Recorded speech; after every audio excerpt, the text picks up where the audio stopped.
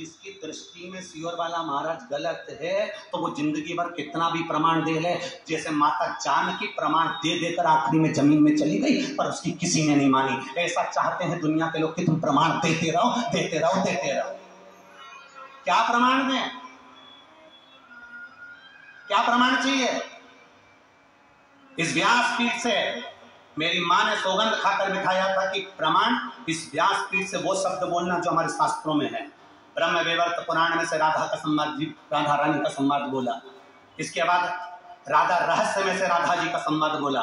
गौड़िया संप्रदाय की काली पीठ से निकलने वाली पुस्तक में राधा जी का संवाद लिखा है जो हमने बोला। और प्रसंग का ब्रज 84 कोष में अनय घोष का मंदिर है, वहां जाकर दर्शन करो जावड़ गांव में, उसका प्रसंग कहा। उसके बाद कितना प्रमाण चाहिए तुमको? और बात है राधा रानी की, वो तो मेरी माँ है। मैंने इस व्यासपीठ पर बैठने से पहले बाल्यावस्था में 1999 में जब पहली कथा चालू करी थी तब हमारे पास धन नहीं था। दूसरे की दुकान पर काम कर पैसा, जो 10 रुपए साइकिल से लिफाफे देने का जो पैसा मिलता था 10 रुपया, उससे हम जाकर पैसा लेकर उस पैसे को लेकर राधा रानी की परिक्रमा करने जाते थे। 51 परिक्रमा मेरी राधा रानी बरसाने की करी है और ना जाने कितनी परिक्रमा गोवर्धन नाथ जी की करी है।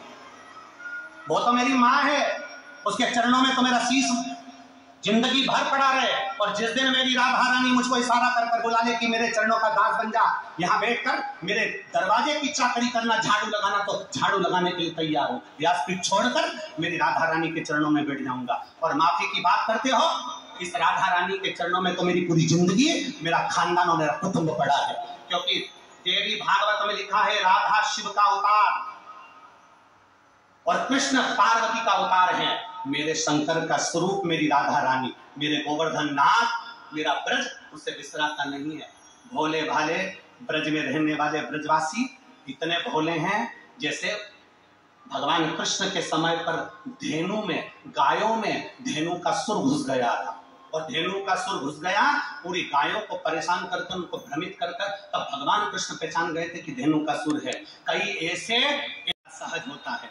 हमने हमारी जिंदगी की जितनी परिक्रमा करी गोवर्धन नाथ जी की, उस परिक्रमा में 1 रुपया भी हमने कभी ब्रज के अंदर पैसा खर्च कर नहीं। हमने नियम लिया था कि ब्रज में जितनी परिक्रमा करेंगे ब्रजवासी से मांग कर करेंगे। मेरे गोवर्धन नाथ जी की परिक्रमा में जितने ब्रजवासी रहते हैं सब पहचानते सियोर वाले को कि बचपन से परिक्रमा करता है।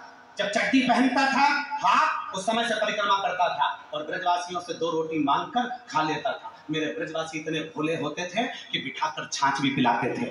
आज उन ब्रजवासियों में कुछ लोग ऐसे घुस गए हैं जो इस शिवपुराण का विरोध करना चाहते हैं, इस व्यासपीठ का विरोध करना चाहते हैं, प्रदीप मिश्रा का विरोध करना चाहते हैं। वो लोग राधा रानी की आड़ में बदनाम करना चाहते हैं और ब्रजवासी इतना भोला है कि वो समझ नहीं पा रहा। आप कहो जिस दिन राधा रानी के चरणों में आकर दंडवत कर लूं, आप बोलो जितने दिन तक राधा रानी के चरणों में पड़ा रहूं, मेरी माँ है वो, उससे मेरा बैर नहीं है। जो कुछ बोलूंगा प्रमाण से बोलूंगा, बिना प्रमाण के कुछ नहीं बोलूंगा। और जिस महाराज को प्रमाण चाहिए कुबेरेश्वर धाम खुला पड़ा है, आ जाओ और प्रमाण लेकर जाओ। जिस को प्रमाण चाहिए कुबेरेश्वर धाम खुला पड़ा है। राधा नाम क्या होता है? मेरे सीहोर की एक गली में जाकर पूछना कि राधा नाम कीर्तन कैसा कराया। राधा नाम क्या है? कई सालों से 51 परिक्रमा जब तक राधा रानी के बरसाने की करी तो उतने वर्ष तक राधा नाम कीर्तन एक बच्चे के मुख पर राधा राधा जपा दिया। मेरी सिद्धपुर भूमि सीहोर का एक बच्चा जानता है कि राधा का नाम क्या है। वो वृंदावन नहीं गया, वो बरसाना नहीं गया, पर सीहोर को बरसाना बना दिया था। इतना राधा नाम जपाया है उस सीहोर की भूमि पर।